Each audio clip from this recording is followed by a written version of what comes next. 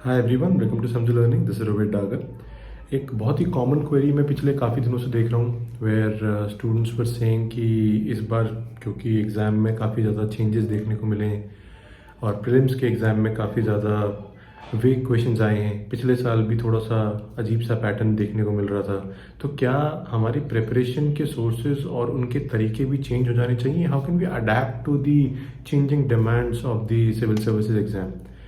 कुछ स्टूडेंट्स 2016-17 से भी रिलेट कर रहे हैं जब काफ़ी करंट अफेयर्स हैवी होता था एग्जाम, बट अब तो ऐसा नहीं हो रहा है। The answer to that would be you don't have to change anything at all. UPSC का पैटर्न आपको हर साल चेंज होता ही दिखाई देगा। ऑल्दो ये चेंज नहीं हो रहा है, ये सिर्फ ऐसा हो रहा है कि जो कोर सब्जेक्ट्स हैं या कुछ एक करंट अफेयर्स का एक पिलर मान लो या थोड़ा वेगनेस का एक ऑप्शन आप रख लो, उसमें से अलग अलग पिलर्स की वेटेज चेंज होती जा रही है। तो आप उसको चेज करते हो हर साल कि इस साल यहाँ से ज़्यादा क्वेश्चन आए हैं, अगले साल कहीं और से ज़्यादा क्वेश्चन आए हैं, तो फिर उसके पीछे भागो। कभी एग्रीकल्चर ज़्यादा क्वेश्चन आ गए तो एग्रीकल्चर रटने लग जाओ। फिर उससे अगले साल आपको अगर स्पोर्ट्स या अवार्ड से दिख गया है तो आप उसको चेज करने लग जाओ। ऐसे प्रिपरेशन नहीं होगी और आप हमेशा सिलेबस को चेंज होते हुए देखोगे, अपने से आगे भागते हुए देखोगे और आप कभी भी प्रीलिम्स का एग्जाम क्लियर नहीं कर पाओगे। चाहे आप 2016-17 की बात करो, चाहे 2019-20 की बात करो, 21 अगले साल 22 की बात कर लो, चाहे 25 की बात करो, हमेशा वही बात रहेगी कि आपको अपना पहले स्टैटिक सिलेबस जो मेन पिलर्स हैं सब्जेक्ट्स के वो कवर करने हैं। करंट अफेयर्स पढ़ना है जैसे आप पढ़ते आते हो और हमेशा अपनी टेस्ट सीरीज के टाइम पे आपको ये आइडेंटिफाई करना होता है कि जो आपने पढ़ लिया है वो आपकी परफेक्शन जितनी हो सके उतनी करनी है। स्टैटिक सिलेबस को बहुत अच्छे से कवर करना है, करंट अफेयर्स को बहुत अच्छे से कवर करना है और हमेशा ये चीज़ ध्यान रखनी, जैसे मैं एसपीआर सीरीज में भी बोलता हूँ कि जो थीम पिछले एक साल में बहुत ज़्यादा न्यूज़ में रही हैं या कुछ अलग से न्यूज़ में आई हैं जो कि यूपीएससी पिछले कुछ सालों में नहीं पूछ पाया था, लेकिन अब वो थीम आ गई है, तो उसके ऊपर चाहे स्टैटिक सिलेबस से चाहे करंट अफेयर से कुछ क्वेश्चन आने के चांसेस रहते हैं। ज़रूरी नहीं आएगा, बट चांसेस अगर हाई होंगे, मोर देन 50% अगर आपको लग रहा है या मैं अगर आपको बता रहा हूँ, तो आप उसको एटलीस्ट पढ़ो।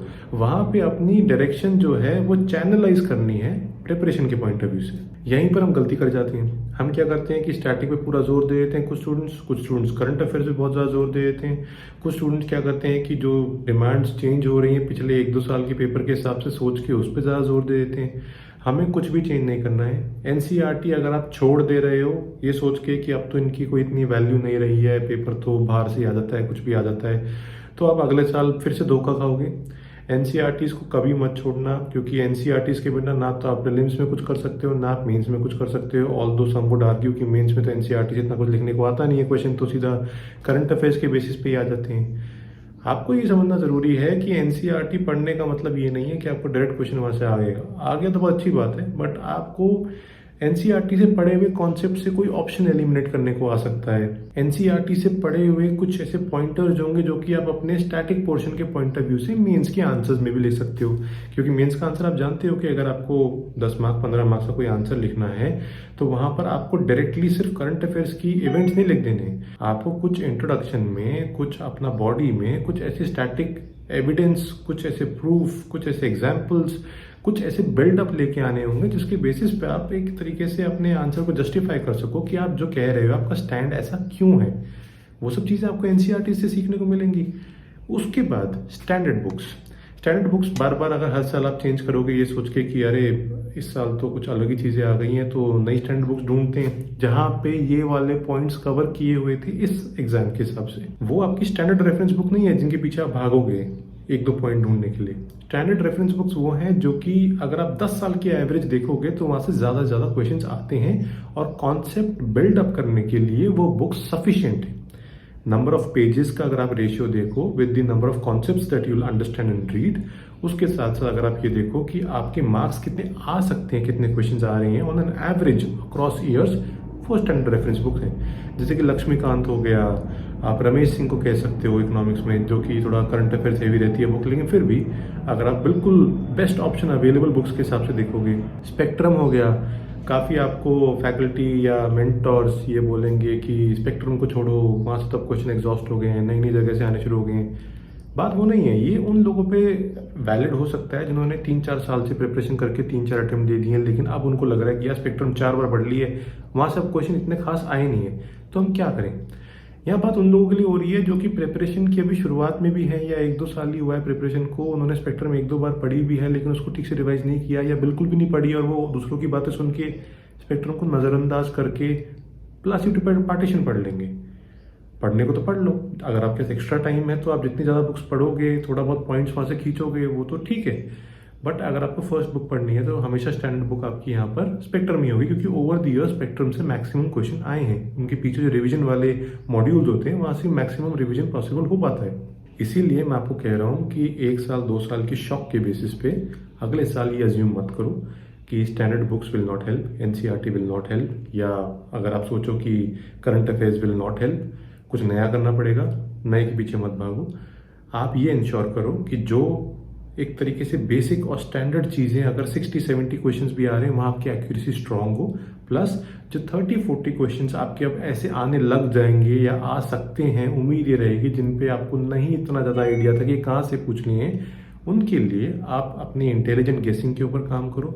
जितना ज़्यादा पढ़ोगे उतनी ही बेटर आपकी इंटेलिजेंट गेसिंग होगी। ये रातों रात सीखने से नहीं आती है। इंटेलिजेंट गेसिंग तब होती है when you know something about something related to that concept, और उसके बेसिस पे यू कैन एनालाइज कि क्या हो सकता है।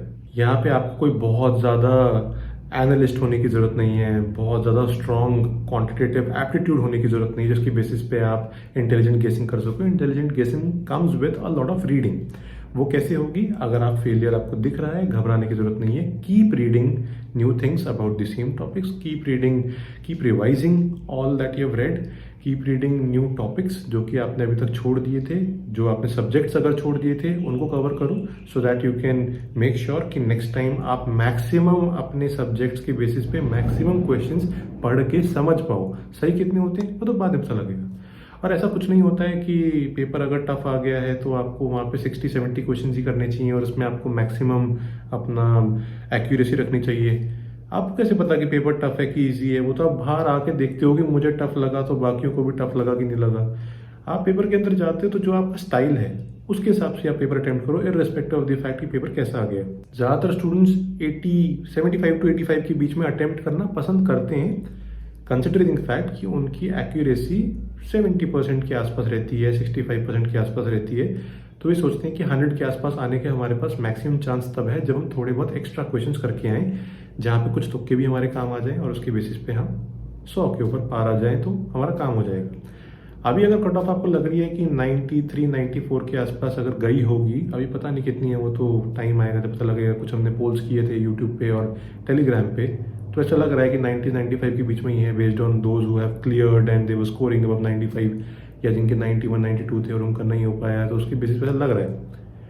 बट वो तो अगले साल पता लगेगा। अब इसका मतलब ये नहीं है कि आपको अपनी एक्यूरेसी के ऊपर काम नहीं करना है, सिंपली तुक्के मारो या लक के बेसिस पे एग्जाम होगा कि अगर आपके 5 तुक्के लग गए तो आपका हो जाता, अगर नहीं लगे तो आपकी किस्मत खराब है। पूरा साल आपका लक के बेसिस पे है। बहुत सारे स्टूडेंट्स ऐसे हैं जिन्होंने 95 to 100 के बीच में स्कोर किया है या 100 से ऊपर स्कोर किया है on the basis of share hard work and on the basis of momentum and confidence. उस टाइम पे एग्जाम में कि चाहे कैसा ही पेपर आएगा, हमने बहुत कुछ पढ़ाई कर ली है। थोड़ा बहुत लक के बेसिस पे भी होता है, काफ़ी सारे स्टूडेंट्स का लक के बेसिस पे भी हुआ होगा, लेकिन एनीवेज एक बार प्रीलिम्स का हर्डल क्लियर हो जाए तो मेंस पे भी काम करना बहुत ज़रूरी होता है। और ज़रूरी नहीं है कि अगले साल आपको प्रीलिम्स के ऊपर ही काम करना है तो आप मेंस के ऊपर अभी से काम ना करो। आप ये मान के चलो कि आपका प्रीलिम्स क्लियर हो गया है, आप मेंस की प्रिपरेशन शुरू करो, और जब मेंस खत्म हो जाएगा तब वापस प्रीलिम्स की प्रिपरेशन शुरू कर देना। टेस्ट सीरीज के ऊपर अभी से काम करते रहो, क्योंकि उसके साथ साथ आपकी रिवीजन भी होती रहेगी और आप एग्जाम देते रहोगे, अपनी गलतियां एनालाइज करते रहोगे।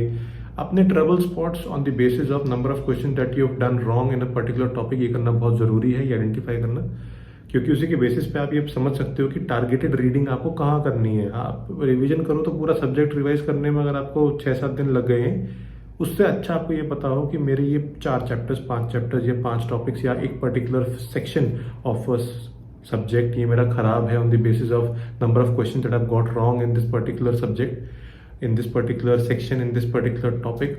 उन्हीं को रिवाइज करोगे ना तो ऐसे आप टाइम बचाते हो और एग्जाम में आपको कॉन्फिडेंस भी रहता है कि अब आपके ज़्यादातर क्वेश्चन ठीक होने लग गए हैं। तो इन चीज़ों पे फोकस ज़्यादा करो। ये मैं आपको रैंडमली बहुत सारी क्वेरीज एक साथ इसलिए एड्रेस कर रहा हूँ बिकॉज मैंने देखा है कि पिछले 15-20 दिनों में मुझे ये पैटर्न्स में क्वेरीज बहुत ज़्यादा आ रही हैं कि लोग समझ नहीं पा रहे हैं कि करना क्या है। एग्जाम में तो कुछ भी चेंज हो गया, अभी अगले साल भी चेंज हो जाएगा, तो हम कैसे इसको चेज कर पाएँ। और चेज तो करना ही, इससे आगे भी पहुँचना है कि अगले साल का पैटर्न आप आइडेंटिफाई करके एग्जाम में बैठ पाओ, जो कि आप नहीं कर सकते। इट इज़ इम्पॉसिबल, मैं बार बार ये कह रहा हूँ। सबसे आसान तरीका ये है, जो आपका बेसिक से लेके एडवांस लेवल जो आपको हर साल पढ़ना होता है, आपका एनसीईआरटी स्टैंडर्ड बुक्स, जो आप वीडियो लेक्चर्स अगर देख रहे हो या उसके साथ आप रिवीजन कर रहे हो, फिर आप जो टेस्ट अटेम्प्ट कर रहे हो उसके साथ साथ करंट अफेयर्स, ये अपने स्टैंडर्ड सोर्सेज के हिसाब से चलते रहो। उसके बाद जब एग्जाम आने को होगा आखिरी के 2 महीने में, आपको ये आइडेंटिफाई करना है कि क्या क्या थीम्स न्यूज़ में रही हैं, उसके बेसिस पे क्या क्या आप एक लेवल डीप जाके रिलेटेड आइटम्स पढ़ सकते हो। और अभी किसी भी चीज़ के बारे में परेशान होने की ज़रूरत नहीं है। फेस्टिव सीजन है तो थोड़ा सा ये रहता है कि पढ़ाई कम हो पा रही है, थोड़ा दिल तो खुश है फेस्टिव सीजन के लिए, लेकिन जिनका नहीं हो पाया है उनको सैडनेस भी रहती है कि अब एग्ज़ाम नहीं क्लियर हो पाया तो मन नहीं कर रहा पढ़ाई करने का, कैसे करेंगे। ये नॉर्मल है, ये ठीक भी हो जाएगा। बट अभी इसको इतना ज़्यादा अपने मन के अंदर मत बिठा लो कि आप लाइफ में कुछ भी आगे करने से डरो। यूपीएससी की प्रिपरेशन करो, चाहे लाइफ में कुछ और करो, चाहे आप जो मन आए वो करो। आपको ये ध्यान रखना है कि सब कुछ कॉन्फिडेंस के बेसिस पे होता है, सब कुछ विल पावर के बेसिस पे होता है। आपको यूपीएससी की प्रिपरेशन करनी है तो वहाँ भी विल पावर बनाए रखनी होगी, नहीं करनी है तो लाइफ में कुछ और करने के लिए भी विल पावर बनाए रखनी होगी। ये जो आप सीख रहे हो जर्नी के दौरान में, इसको वेस्ट मत जाने देना, इसको यूज़ करना और इसके बेसिस पे अपने स्किल्स आइडेंटिफाई करने अभी शुरू कर दो।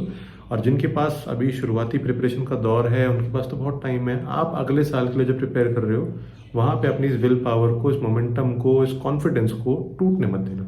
आज ही मैंने टेलीग्राम पे एक स्क्रीनशॉट डाला था, स्टूडेंट स्टोरीज करके एक हैशटैग हम चला रहे हैं, जहाँ पे बच्चों की जो स्टोरीज रही हैं स्टूडेंट्स की, कि कैसे कैसे हमारे साथ अच्छा हुआ, बुरा हुआ during this course of preparation. चाहे वो फैमिली के पॉइंट ऑफ व्यू से हो, कुछ अच्छा हुआ हो, या प्रिपरेशन में कुछ चीज़ सीखने को मिली हो, या उनके साथ कुछ कोचिंग सेंटर्स वाले भी हमने केसेस डाले थे कि उनके साथ गलत हुआ है। उन स्टूडेंट स्टोरीज में आपको काफ़ी कुछ सीखने को मिलता है। आज जैसे मैंने एक स्टोरी डाली थी जिसमें a student could not clear prelims 4 times पिछले 4 साल से, बट इस बार क्लियर हुआ है तो खुशी अलग है कि अब मेंस में मैं एटलीस्ट, मेरे पास मौका तो है कि मैं कुछ कर लूँगा। अब मेंस का एग्जाम देना भी एक अपने अंदर एक कॉन्फिडेंस बूस्टर होता है अगले साल प्रीलिम्स के लिए। तो इसीलिए आपको बस मेंस तक जाने के लिए मेहनत करनी है फिलहाल, और मेंस के लिए प्रिपेयर करना है। इंटरव्यू जो होगा वो तो बाद की बात है, इंटरव्यू के लिए आप बड़ी आराम से 1.5 महीने में तैयारी कर भी सकते हो। और फिर कॉन्फिडेंस भी बहुत हाई रहता है कि मैंने मेंस क्लियर किया है तो इंटरव्यू भी अच्छा करना मैं डिजर्व करता हूँ या करती हूँ। तो एटलीस्ट अभी फर्स्ट 2 लेवल्स के लिए तैयारी करो और अपना कॉन्फिडेंस मत लूज होने दो, और सब कुछ अच्छे से होगा। If you have any queries, आपको कुछ गाइडेंस चाहिए तो you can reach out to me over Instagram and Telegram, both the links are in description. एक बार समझो कि टेलीग्राम चैनल पे जाके चेक करो, वहाँ पर भी मैं काफ़ी सारी स्टूडेंट स्टोरीज डाल रहा हूँ, आपको वो सीखने को कुछ ना कुछ वहाँ से मिलेगा। I hope you enjoyed watching the video. और भी अगर कुछ क्वेरीज ऐसी आएंगी बल्क में तो उनको मैं एक वीडियो बना के ऐसे ही कवर कर लूँगा, because I am having very tight schedule these days. तो एक एक क्वेरी को मैं अलग अलग नहीं कवर कर पा रहा हूँ वीडियोज़ में, तो आई थॉट कि एक साथ लाइन से जो बल्क में क्वेरीज हैं उनको कवर कर लेते हैं। आपने यहाँ तक देखा, thank you so much. See you in the next video, thank you.